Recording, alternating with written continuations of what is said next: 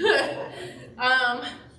But I encourage you but we know what that feels like, right? We know what it feels like to have a real friendship. So when I'm talking to God, I know that I am reciprocated with love and a caring relationship. And sometimes that's like a correction relationship, and you can feel those things. Like, like if I did something wrong, like I have a gut feeling. I know I did something wrong, and God's urging me to do something about it. But you have to pray and be to grow your faith. So, people with balloons, I want you to do me a favor. I want you, deflate your balloon all the way. Oh, man. Sorry. I want you to deflate your balloon all the way. And I want you to blow on your balloon. And I want you to keep it blown up once it gets about this size. But I want you to not pinch it off. Like, don't pinch the balloon. But don't continue to blow air into your balloon. But I want you to keep it blown up. Can you blow it up? So blow it up about this big. Okay. Oh. These balloons are old. They're old for a while. Sorry, I didn't have time to grab them this morning. But I want you. Okay, so now. Okay, do we have? Oh, hold on. Blow it up about yay big. Okay. So, is it open? Oh, Elena's working on it. The balloons aren't that great. So, okay, yay big? Okay.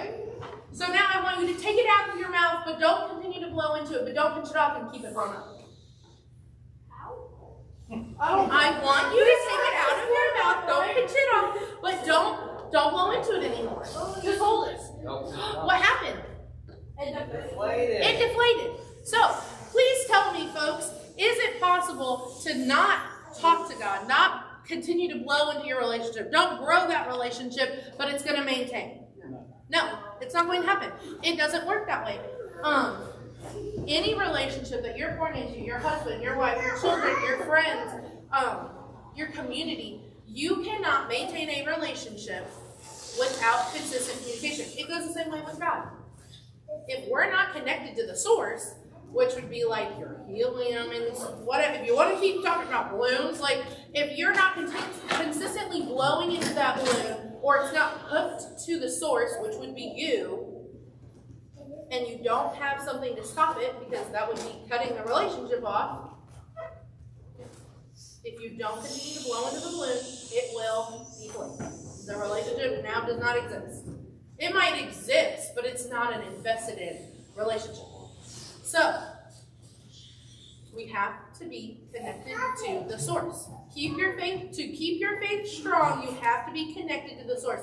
Hey, Junior, go sit down, or James, go sit down, or go pick someone to sit with. I don't really care where, just make a choice. Okay. The other side, and also I think that it's important to add that Mel's talked about it, but sometimes that means you need to start small. If you're really early in your relationship with God, then that means like intentionally setting aside some time to talk to God a little bit at a time. Because you can't just immediately be like, oh, I'm going to pray all day long and do this and ho hum, and you're not going to remember to do that, and that's too high of I'm not used to that being there.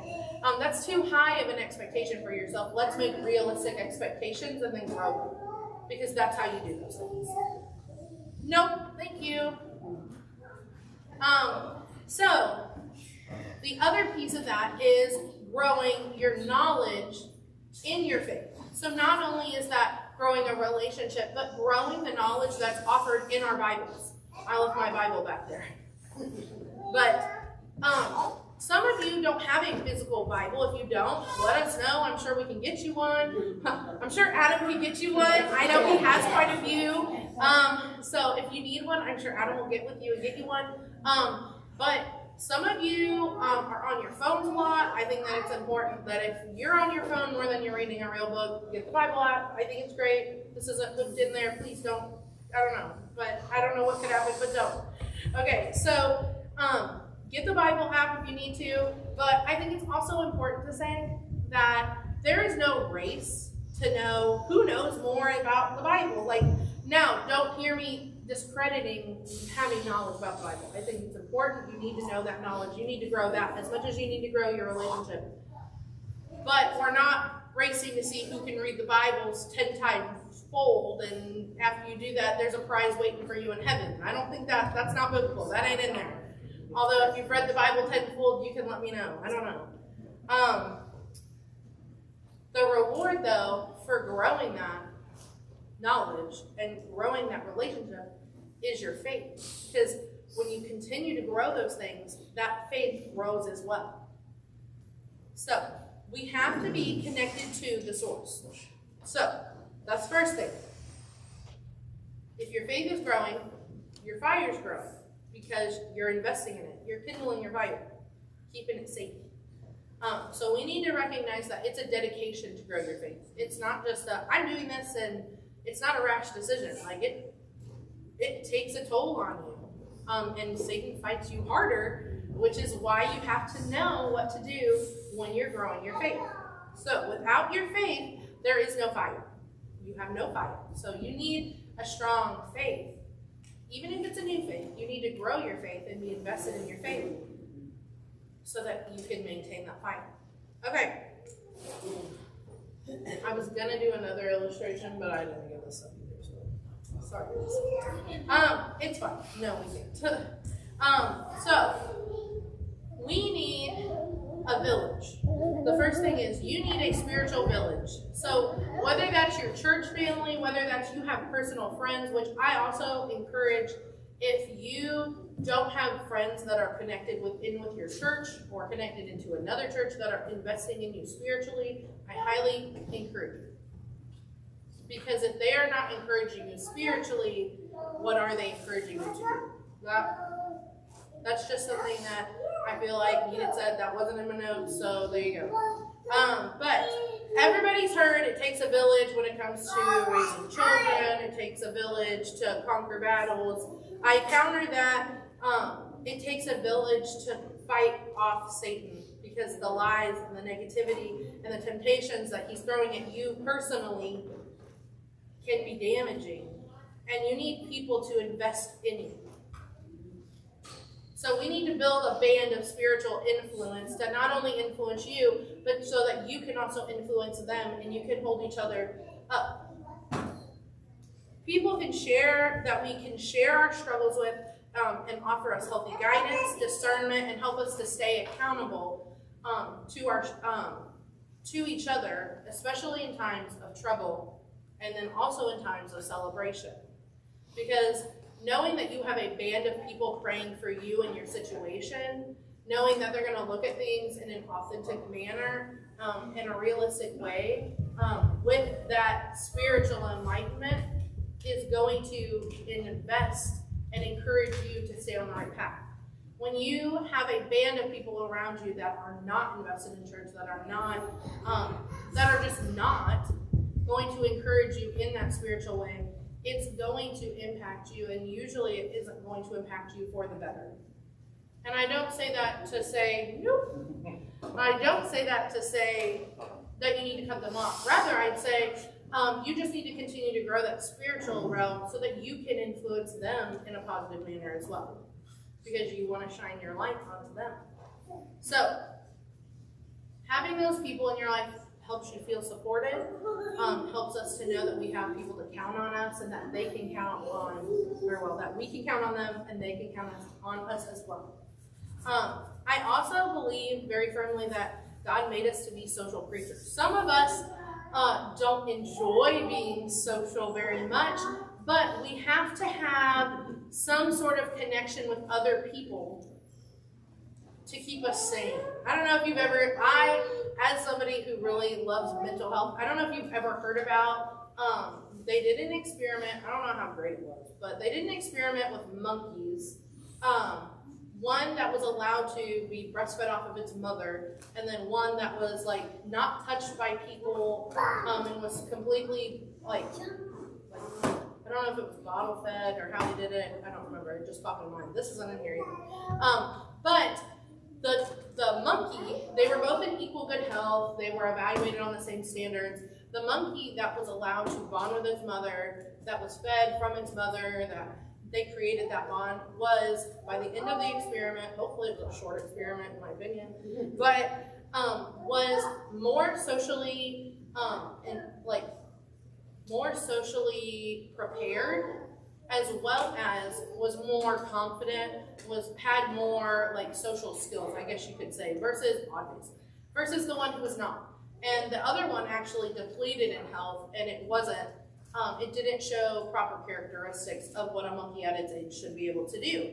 And I think that this should encourage us as well to know that we need people to help us support ourselves. Not that I don't think that you're a strong, independent person and that you couldn't do it by yourself, but that I encourage you to find a band of people that could help you continue to do what you need to do. Because even if you could do it alone, why do it alone? Especially when you have people on your side cheering you on. So, I believe that we are supposed to be somewhat social creatures. That we need to gather together, and that not only that we need to be together here and invest in each other here, but that we should be with our community, because having community builds community, especially if we're all mission mindseted, which is the next step actually. So we need to keep our mission in mind. So when Satan fights us, he's fighting you because he sees you as a threat. Because we all are being used for, as long as you've asked to be, used for God's purpose. And so to stay lit means that you're choosing to be a threat against Satan, which means that he is going to fight you harder, which is why it's important that you need to have a mission mindset. If we are worried about X, Y, Z, and 50 other million things in the world, how are we going to also take on the challenges of what the mission is that God has given us? So, we need to understand that our mission, for one, is to share the gospel, because that is what it says in our scriptures. That's what Jesus told us to do in our Great Commission. That we're supposed to go into all the world and share what Jesus has done and the experience that he lived on earth. So we need to remember that our goal is to share the gospel of Jesus Christ. That is our goal. Now, I'm not saying that we're all sent in to be in suits and to knock on doors and, hey, do you want to hear about Jesus?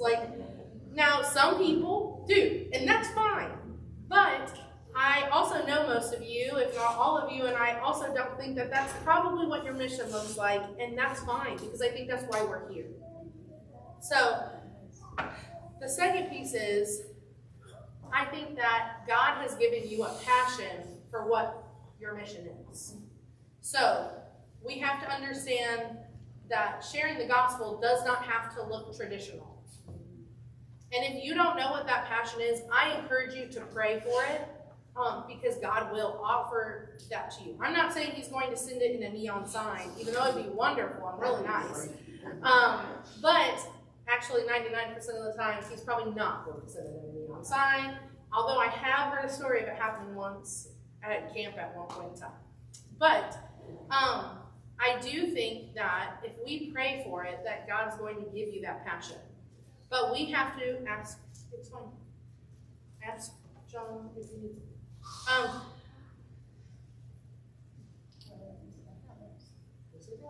Thank you. So if we are not choosing to be missional mindseted, and we're not choosing to be engaged with what our mission is, where are we allocating that energy, that fire to go? Right now, maybe up. I don't know. But if you're not choosing to use that flame, you're probably going to fizzle out, which is what we identified at the beginning, right? If we are on fire for God, which I hope that you are, and if you're not, I hope that you hear something that maybe would help light that fire. But I encourage you to put that fire somewhere, because if your idle hands are not being invested into something or into someone or into a ministry or into people to do ministry outside of the walls, which I encourage absolutely 110%, then I question, are you really focusing on the mission that God's given you. And we're going to lose sight of what God is leading us to. We all have a mission, but I believe that sometimes we think, oh, God's given me this mission, and I'm going to do it, and it's going to go great. No. I wish that all ministry was linear, but I can tell you from my experience that this mission is probably not going to be linear. Which, when I say linear, if you don't know what that means, it means a straight line. And usually that means up. Easy peasy. And it's not. And it's actually not. Life is messy. And our mission work is messy. Doing ministry is messy. Investing in people is messy. And that's okay. But you have to be prepared for it. And I think that it's important that we acknowledge that just because it's not linear work and it's not easy work, that we don't just get an excuse to turn away from God and not do it. And I think that sometimes it's really easy to be like, oh, you need to pick someone else, and turn around and ignore him. And I encourage you to not do that, to take on your mission, because it's important. You have to keep your eye on his mission for you. And the last one is that God needs to be the priority. Now, I want you to notice my wordage there. Wordage is a word, by the way. I don't know if you knew it, but it is. It's the words in which I used. I think that's what it is. And I said God needs to be the priority. Usually you hear God needs to be a priority. And I don't say he needs to be a priority. He needs to be the priority. Because in my view of how life should be going, which could be different from yours, is God should be the umbrella, the number one, and then everything else comes under that umbrella. So when God becomes the main priority of my life, things tend to fall into place better. But when I think that I am the priority of my life, or my children are the priority of my life, or my spouse is the priority of my life, things tend to start being jumbled. And things start to overlap. And I start to struggle to see what is the clear vision that God is giving me. Well, that would be because God's not your number one. So I encourage you to reevaluate. Is God the priority in my life? That doesn't mean that you can't have other priorities, but they're not your main priority. They're not the priority. When God is still in control, I like to think of it as a car.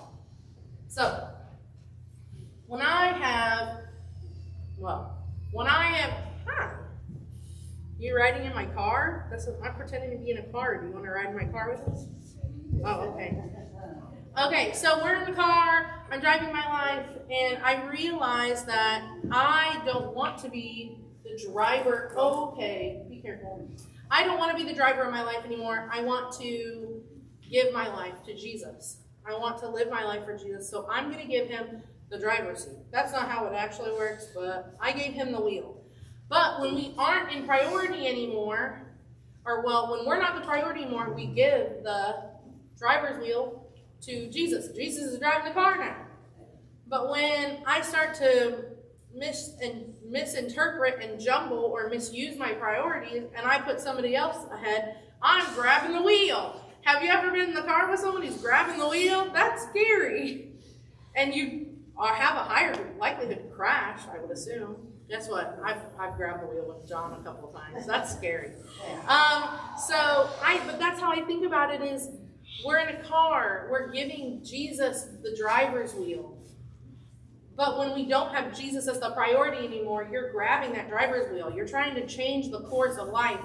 And that's not keeping in mind the best things that Jesus has for you, what God has for you. So I encourage you to keep God as your priority. So the first thing to do when you do that is to know, what am I letting stand in the way? And you need to know that. Because when we don't know, that's where we choose to be ignorant, and we tend to stay there in that place. Go sit down. Go sit down.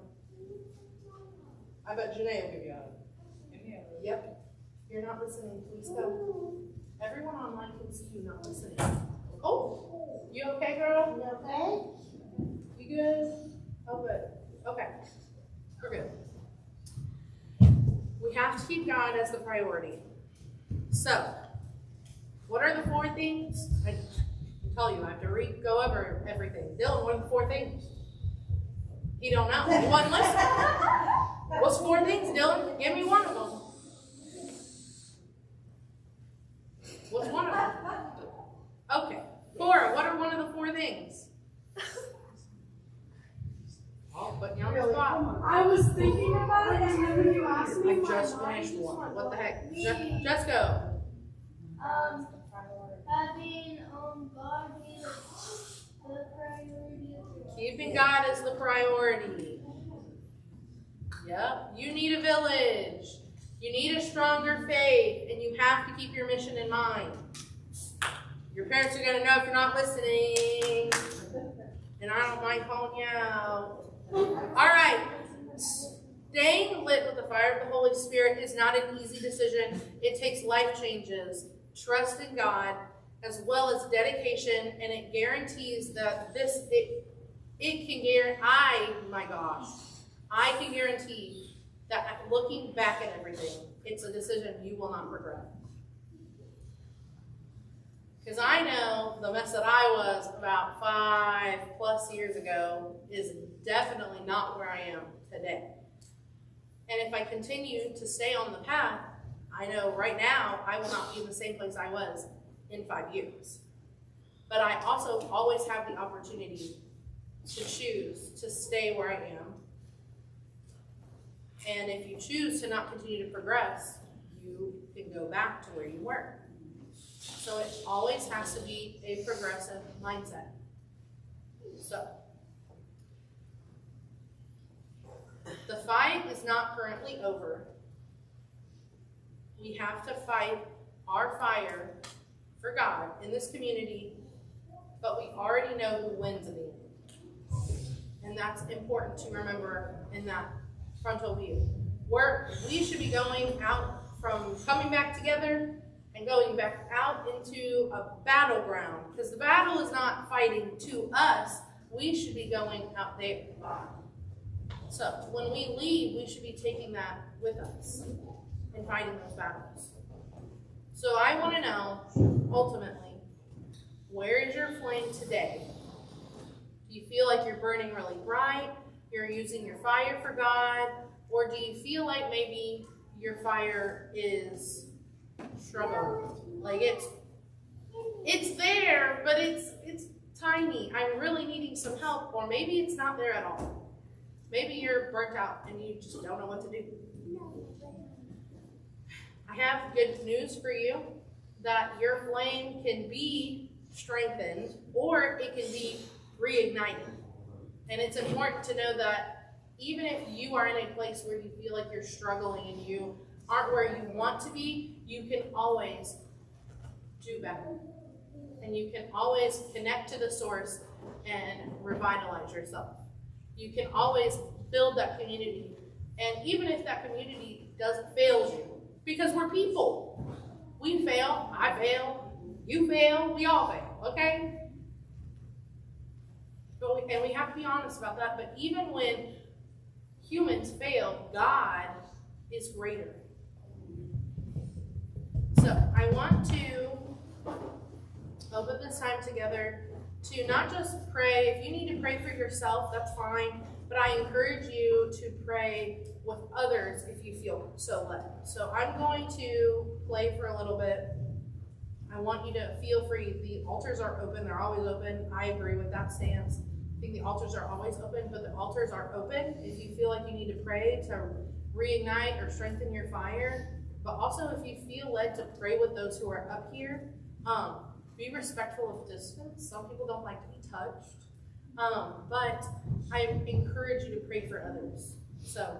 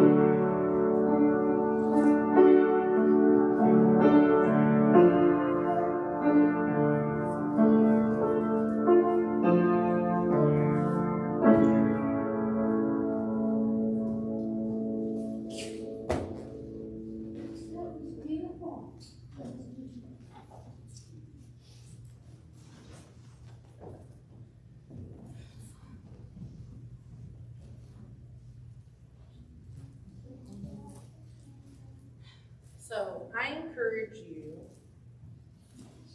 when you leave today, that you embrace your light, and remember that if you mess up, that your light can be reignited. Oh my gosh.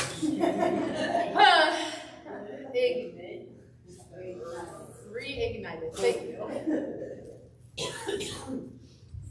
So, and I also want to let you know that it's easier to reignite your light sooner rather than it is later. But that doesn't make it impossible. So I'm going to do this. I hope I don't mess it up.